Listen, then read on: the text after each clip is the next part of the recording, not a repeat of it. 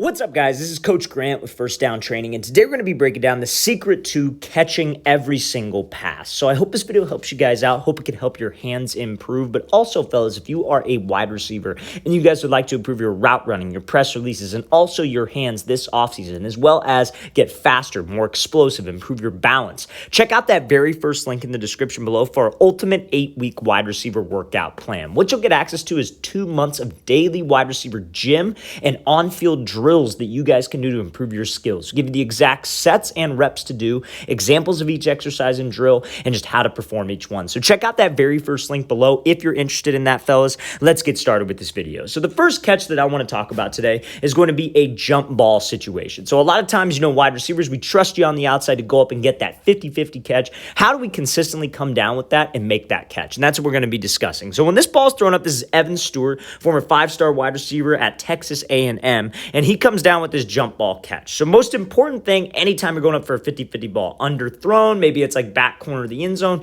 you have to go up strong. So what does that exactly mean? I think that's more of like a mindset thing, right? A lot of times, people, I talk about jump balls and people think it the wrong way. They think, oh, you can't teach a jump ball. You can't. It's a mindset going up. And that's exactly what I'm trying to say. Going up strong, going up for a catch, it is a mindset. You have to go up strong and not let this DB, your mindset should be this DB isn't going to be able to knock my arms down. He's not going to be able to get a hand on the ball. As soon as I secure that ball, that football is mine, and I'm going to rip it away from the DB. Now, in this situation, this is kind of an awkward situation, right? Underthrown, he's kind of having to make this like head top catch, if you will. On the way down, you want to try to rip that thing as aggressively as you can to the tuck. Now, when it's this situation where the DB's in front of you, there are a couple different ways we could do it. I know this DB's got an arm in there, but sometimes if that DB doesn't have an arm and you go up strong, you secure the ball, I know a lot of guys who like to pull that ball behind their head and use their body as a shield between the defender and the ball, which is a great way to secure the catch. Because a lot of times on a jump ball, a wide receiver will go up strong, they'll secure it, but as soon as they secure it, they have no plan after that. And I'm not saying you can think about all this during the catch. It's more of like a reflex. It's more of something that you have repped over and over again in the offseason, and you can apply it in a live game scenario. So we go up strong for the ball, but you see on the way down, he's ripping it to himself. He's ripping that to the tuck, and that is what we need to do to secure the ball. Sometimes when it's like a jump ball situation, maybe it's not an underthrown ball. When wide receivers catch this thing, they love to turn it away. They almost like turn their shoulders and turn their back to the DB. Anything that you can do to secure the ball and not allow that DB to get that PBU on the way down is the best way to win a jump ball scenario. This video, you guys, it's not about just the regular catch over the middle where you're wide open. This is about the tough catches that you're going to have to make that will help you stand out. And the reason why we emphasize that, the reason why I talk about these catches, this is what can stand out. Evan Stewart's was a former 5-star wide receiver. I don't think the star ranking means anything. But, however, those guys obviously bring something to the table that gets them to the next level and gets the attention of those Power 5 schools. And being a playmaker, making plays when the ball's in the air, is what they are looking for. Because I'm going to be honest with you, fellas, a lot of people can run great routes, right? A lot of people can. And I think that, that's a great way to separate yourself. That's a great way to stand out. But if you can't finish the play, they don't care how good your route running is. And I'm not saying you got to make every single catch, like throwing 10 feet over your head, you got to catch it. But if that ball's in your vicinity, your mindset should be that is your ball. We catch it, we go up strong, and we are going to secure it on the way down. That is what stands out. You're at a camp setting, t-shirt, shorts, making those types of plays is what will turn the heads of a coach, and that is the first step. So let's play this again, full speed one more time. Great job by Stewart grabbing that thing and ripping it to the tuck to secure that catch on the way down. Okay, so now, next example we're going to be looking at here is from Davante Adams. Now, obviously, again, Davante Adams, great route runner, arguably the best route runner in the NFL, next to Justin Jefferson, Keenan Allen, all those guys. But again, it don't matter if you can't finish the play. So this is an over-the-shoulder pass where the DB is just blanketed on him. He is right on his hip. He is right on the sideline. What do we have to do to make that catch and not let the DB play my hands and knock this thing out? Because that is what the DB is going to do. So let's play this full speed. So Adams comes off the ball, gives a move inside. He's got this outside release. DB's all over him, but he's got late hands on the over-the-shoulder catch. That is the main key. Because at this point right here, Surtain is playing Davante Adams. He's playing him. He's not playing the ball. He's not looking back for the ball. But if we don't let him know where the ball is coming or when it is coming, we are at a huge, huge advantage anytime we are in this over-shoulder pass situation. So you see how when he's here, DBs are taught when it's man coverage, we should never look back for the ball. We should never look back at the quarterback. We should be playing the guy. Now, again, there comes a point, and I'm not a DB expert, I'm not a DB guy, not a DB coach, never pretend to be a DB coach either. But I know that you shouldn't be running on a deep ball with your head back. You should be trying to play the defender. You should be trying to play his hands. You see his hands go, you should be trying to play his hands and knock this ball out. Yes, there are times like, maybe the sideline help is yelling ball so you could get your head around and make a play if it's an inside throw. I get that.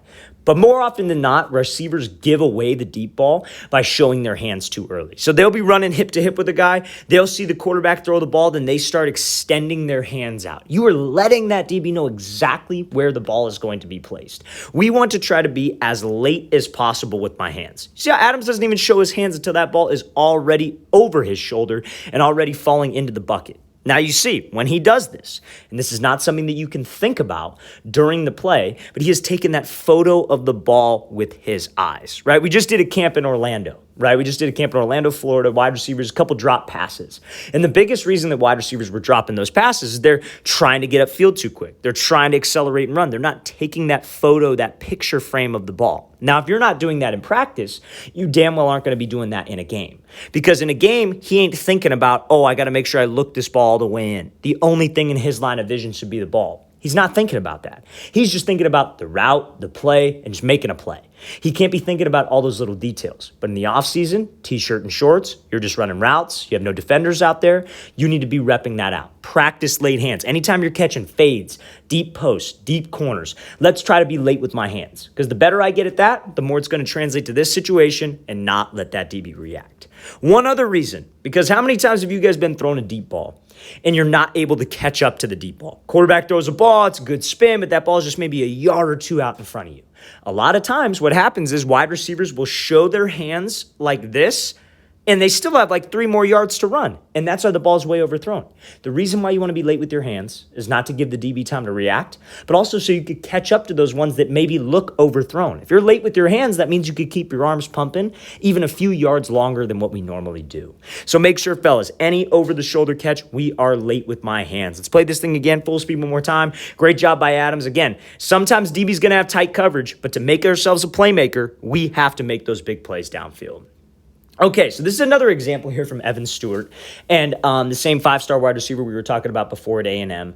And this is a one-handed catch that is ridiculous, right? But again, like I said, if you're that guy, youth wide receiver, high school wide receiver, or maybe wide receiver trainer, you want to help your guys get better, whatever it is, whoever's watching this, to stand out to those college coaches as a receiver, you obviously need speed. You obviously need to have agility, which is route running. You need to be able to run great routes. And like we said before, you have to be able to make those big plays downfield, big catches we don't expect you to make. Now, this is like highlight reel, first play of your highlight tape to stand out play. Now, it's play at full speed. This ball's thrown. Now, I'm not going to be that guy that's going to say, okay, wide receivers, you need to practice one-handed catches all the time in this scenario because you should be trying to do one-handed catches all the time, wide open. You should try to do a one-hand to stand out. I'm not saying that.